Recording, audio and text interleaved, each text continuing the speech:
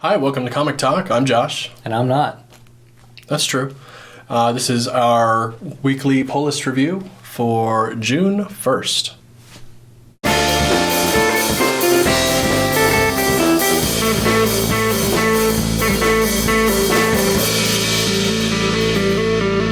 Alright, so this week we have 4 titles. We have 2 Rebirth titles and a couple other things, so let's jump right into it. We have Batman Rebirth number 1, Superman Rebirth number 1, Moon Knight number 3, Paper Girls number 6. So let's start off with the one we were probably most excited for, the one most people are probably talking about. This is Batman number 1 Rebirth by King and Snyder and Janin and Chung. So we get a lot in this first issue, man. It's just like fast-paced, like one thing to the next to the next. Calendar Man shows up. One of the We Are Robins is... Like the main guy, Duke. Sure, yeah, he's taken a higher position in the rank of the Bats, I guess. And, yeah. So first of all, this feels to me like King trying to spruce up a Snyder story. Did you get that feel? Yeah. It still had all the trappings to me of a Snyder Batman story. I hate that he's on this title. Yeah. I really do. Like, just let King fucking do it. Right. But it's kind of the transition, and it's like the Superman Action Comics thing, where this is kind of the opener for multiple Batman titles. So since Snyder has his own traipsing through the Batman world thing he's going to be doing, it's okay that they work together, I guess. So is he only going to be on this one then? Is he not going to be on the next one? Or is this right, just this. Oh, just this? Yeah. Okay, yeah. It'll be King on his own from now on. Good. The real standout for this, it's odd to say because King's on it and he's such a great fucking writer, but all the little visual bits in this were really impressive. Like who is it? Janin? Janin. Yeah. Yeah. It seemed like all of the little like interesting little side bits and stuff that you'd usually get from the narration were like completely visual in this. Like his hand like slipping off the rail, and like there were a couple other things that I was just really impressed by. Yeah, I agree. There was also some really cool abstract imagery. Like there's one point where Batman's swimming through the water and it has this weird rip thing with his face, and to show him close up, that was done really cool. There was also some little cool things. Moments. Yeah, and there was also like there's this one moment where he's putting his hood on while he's talking to Duke that I really liked for some reason. It's just a small like 1/9 panel, like 1 of 9 panel in the corner, but he's like putting it. I don't know, something about it just looked really good. And I don't know, is Janin gonna be one of the guys drawing Batman? Do you know? I hope so. I hope he stays. I hope so too. I like it. I like the way Batman looks. I like this idea of Batman trying something new, right? With no more Robin, but kind of Robin sort of thing. Right. That could definitely be really cool. Yeah. And all in all, for a first issue, I have to say it was pretty strong in like just how bold it was. Like we got a lot of world building and status setting and stuff. For a lot of shit, just like real quick, and I mean, it didn't like dwell on anything, but it got all the information out there, and you know exactly like where you're going into now. So, well, I don't think this will be the strongest issue of the series or even the arc or anything like that. I do think it did a good job, sort of establishing where we're going to be at. Yeah, and you can't help the throwaway villain. I guess it's just used as a narrative device to push us through the issue and give them a reason to talk back and forth about, what the plan is, I guess. Sure. Yeah. So it was okay. I wouldn't say this was a great issue or a great comic. If every issue is like this, I'll lose, we'll drop it. I'll lose a lot of interest really fast. But this is a special event, Rebirth kind of thing. And it's certainly better than DC Universe Rebirth, you know. Yeah. So. And with the bi-monthly thing being like the $2.99 book, like I guess they can afford a little bit of leeway, as far as like how much story they actually put into an issue, because you get 2 of them a month. Yeah. And I do feel like it doesn't matter if I read this. I wouldn't have cared if I would have missed it, but you only know that in hindsight. Yeah. So if this was sold out and you didn't get it, let's get the next one. Don't worry about it. It was just okay. It's nothing. It's clearly unnecessary too, but it's not going to matter. Cool. Next, Superman Rebirth #1. This is Tomasi, Mank, Mendoza, and Quintana. I don't know when or how it happened, but Superman's dead apparently. Last issue of Superman. Yeah, okay. Yeah. And then, so this Superman is like some sort of like otherworldly Earth something Superman. Right. Yeah, and him and Supergirl have a nice little chat about some various things and talk metaphors, and I really like this. Yeah, this was kind of like the same thing as we got with Batman Rebirth, where I was kind of okay with it. It wasn't amazing. I felt it was probably the stronger of the two. I agree. It actually was stronger, just because it was really all about character drama. It was about explaining these new characters in a way that's going to be compelling to the reader and not just, again, to compare to DC Universe Rebirth. It wasn't just pictures of the guy and then explaining the guy. Batman's really tough. Yeah, it was actually them talking to each other, and you have to pick up a lot of it. There was the middle section where it went back over the old fight that he had with Doomsday. That was very exposition, monologue heavy. But that was really the only section. The rest of it was just character building through actual dialogue and not expository dialogue. Yeah, I really liked that there were basically just two characters in this entire book. Yeah, it was cool. It was a great choice.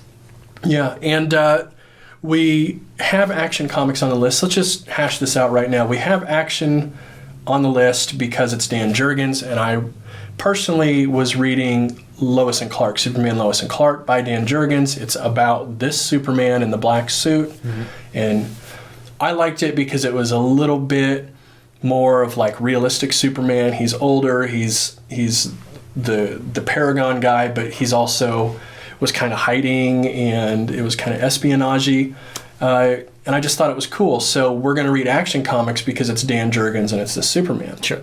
But now after reading this with Tomasi and knowing that Tomasi and Gleason, who wrote Batman and Robin, which is one of my favorite Batman runs, is doing Superman. Do you want to do Superman as well for the show?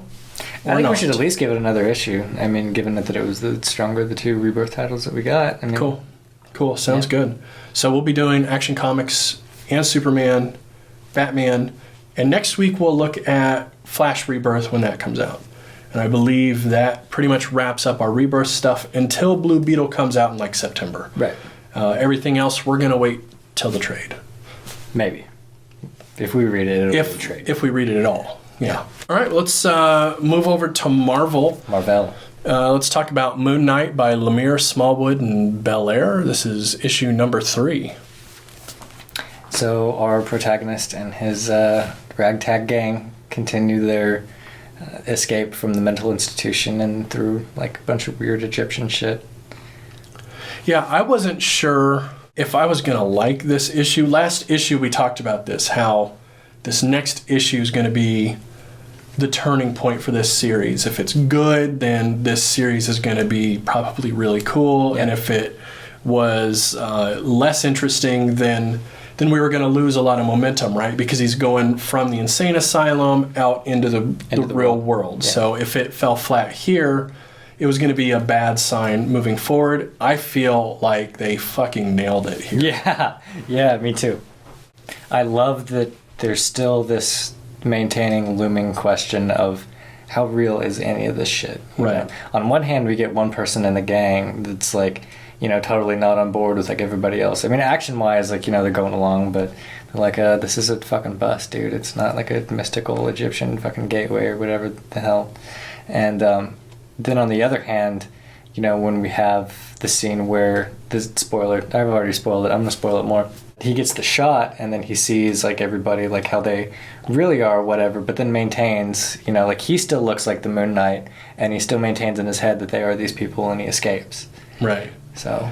Yeah, it just keeps... He has these interactions with Khonshu that keep convincing him further and further, like, just embrace your craziness, man. Yeah. And by the end of the issue, it's just batshit crazy. Yeah. Right? He's, like, flying through crazy outer space dimension on a like raft with Anubis. Yeah. And, like, it's just fucking, it goes out there. It goes really out there. And again, there's one character that's just like, we're on a bus. Like, Yeah. what are you guys talking about? So I'm loving it. I think it's pretty awesome, and the art is still just ridiculous. Couldn't ask for better art in this issue, really. Like every time Khonshu's on the page, he looks incredibly creepy and awesome. Smallwood draws Khonshu differently. Like, he uses different media than he uses for all the other characters. Like, he gets into like charcoals and stuff like that. And very grainy looking. Yeah, it's such a cool like contrast on the page. It's awesome, and he's Midnight still himself always looks so cool, right. You know, just like that, just negative space. Yeah, and just the use of negative space that he has is unheard of on almost anything. Like, I've never seen a comic with this much negative space in it. Like, there's a lot of in a great way possible. Yeah, there's a lot of like, there's like 2-page spreads. They're not 2-page spreads, but it's like panel, panel, panel, and it's over half the page is just white. But because of the confined, like, creepy nature, or not creepy, but just inside his own head feel of the comic, where everything's questioned, is it real? The way he confines the page into these small panels on a large page makes it feel even more confined within the head of the character. It's a really great moments and stuff. Kind of reminds me of I talked about earlier. I was reading the second series of Criminal, and there's this one. I think the second issue follows like this super drunk dude, and there's like panels where he's like blacked out and he doesn't remember like what happened from here to here, but he remembers these moments, and it's like reminiscent of that, but insanity instead of alcoholism. Yeah, you know. Yeah, cool. it's really great. I really love this series so far. This is I didn't think they were going to be able to keep up the pace of quality that we had with the Ennis run and then the Wood run after that, which we actually reviewed that Wood run with Wood and Smallwood and really loved it. Yeah, we did. And this, I think, takes it and just keeps going. Like, he took the ball and kept running. And Lemire, you know, when he does superheroes, sometimes it can be kind of hit or miss. So he's definitely killing it with this one. This is really good. Yes, very happy about this. All right, so let's move on to the last one we have this week. This is Paper Girls number 6. This is Vaughn, Chang, Wilson, and Fletcher. $2.99 book again. Still this amazing paper quality. It's like reminds me of Bloodshot. It's not that good. Maybe not, but it's pretty close. Like, it's the closest we got. Yeah. So in this one, a lot of girls went to the future, and they met one of them's future selves, and it looks like we have some similar shit happening like in this future sequence as we did in like the first couple issues. So it's like that whole thing's sort of happening again, but on a different timeline. Yeah. So this is one of those comics that you read on a month-to-month basis, or that I'm reading on a month-to-month basis and thinking, like, I really enjoy this, but I think I would enjoy it more in trade. Yeah. Because it's just such a long wait, and you get these little pieces that just as often as they tell you something, they confuse you and question more of what's going on. It's this huge puzzle. You know, it's like a 1,000-piece jigsaw puzzle. We have like 6 pieces so far, and they're like all different parts of the picture. It's really ridiculous. Trying to imagine like reading Why the Last Man like issue to issue. That must have been so goddamn frustrating. Right. Yeah. Right. They need to do a Paper Girls Rebirth is what needs to happen. Use 2 of these every month. Yeah. Yeah. Perfect. So I've been like pretty, well, not pretty critical, but this hasn't been my favorite thing that we've been reading. I really enjoyed this issue. It seems to answer all of the shortcomings that I thought it had before. Like, we get a lot more. I feel like the dialogue between the characters is, maybe it's just because it's been going on for longer, but it feels more secure now in these characters and stuff, and it's not, you know, trying to like wittily establish, you know, things here or there. It's like, you know, we know who these people are now. There's a couple funny bits that just made me like lose my shit. Like when they turned on the HD TV. Fucking amazed. All of them in the future stuff is great. I agree. I love this a lot more now that they're in 2016. So like these because it's like Back to the Future. Right. And they even straight up say we've been back to the future, but it's done from the opposite perspective. Like, we're now in 2016, and it's 80s characters coming to actual 2016, whereas Back to the Future, it was in the 80s, and they went to 2015, and everything was like not like it ended up being. So you watch it now, and it's like an alternate world that they're going to. But now these characters are from the 80s coming to our time, and they did such a good job. I think Vaughn and Chang have done such a good job of making this feel like it came from the 80s, that it's like reading something out of a time capsule that was just prophetically perfect with what 2016 would be. Right. That was probably the idea. They were like, you know, it's about to be that time that Back to the Future like actually went to. Like, why don't we just retell that story with like how shit actually is? Yeah. So yeah, I've seen this described as like an 80s like Goonies movie meets like War of the Worlds. I think that's a pretty good explanation of what we got, but that was only up to 5. Now with 6, I think all of a sudden you have to throw in Back to the Future, because now we're getting all this crazy time travel. Yeah, there's a very big status change in this. Yeah. So I think it'd probably be a good jumping on point, actually. Yeah, probably. Tells you a lot of the stuff that already happened, and I think the trade that just came out, I've seen it on the bookshelves, collects everything up to this point. So yeah, it'd be perfect. Yeah. Mm-hmm. One more thing, I really enjoyed the added dynamic of like an actual responsible type of adult into the group now. Yeah. Because, I mean, prior to this, we'd either had, like, just the girls, or the girls and, like, some, you know, weird-ass boys from their middle school, or, you know, one of them's, like, fucked up mom. Shitty drunk like mom. That. Right, yeah. But then this character from the future is, like, you know, actually has her wits about her, and it's like, wait, how old are you guys? You're fucking talking to me like this? I'm not taking you down to where the ball lightning is dropping dinosaurs. It's not happening. Yeah, exactly. So I'm really enjoying this. I think it's going up. Yeah, agreed. Cool. All right, well, that wraps it up for this week. Yeah.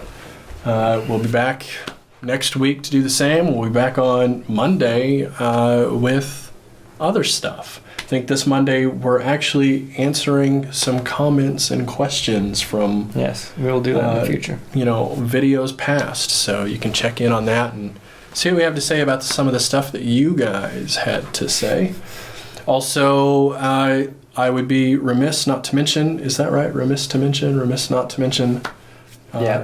Yes, that we are now available in podcast form. We've been asked to do that many times in different avenues and forums around the internet area. So we did it. So we did it. It took some work, which we are not wont to do. Yeah, not used to, really, even. Yeah, but we did it. We bit the bullet, and so now we're available on iTunes, Google Play, Stitcher, and also SoundCloud. So got some of those links below. So if that's your preference, it's not like we're that great to look at. If that's your preference, if you're watching on YouTube right now, then you can do the podcast instead. And conversely, if you're one of our new listeners on the podcast, we do have a YouTube channel to where you can see what we look like. But I warn you ahead of time, it's black and white. Yeah, don't ask us fucking why. Yeah, don't do it. It just is. Or if you want to know why, you can watch or listen to our episode on Monday. Fair. All right. Facebook, Twitter, Tumblr. Bye now.